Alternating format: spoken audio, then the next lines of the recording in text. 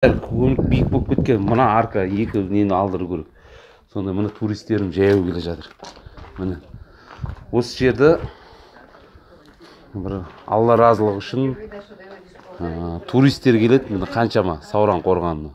Осы жерлер мысалы реттеу керек. Спринтер ана жақта тұр. Адамдар қанша жерге жаяу барып келіп жатыр.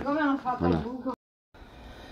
Ассалаумағалейкум құрметті оқырмандар. Бұл видео Дархан Сатыбалды, облыс әкімі, Түркістан облысының әкімі, және де Сауран аудан әкімі Ғалымжан мырзаға жолданатын болады. Мынау ескі Сауран дейміз ғой, қорғаным бар ғой бізде.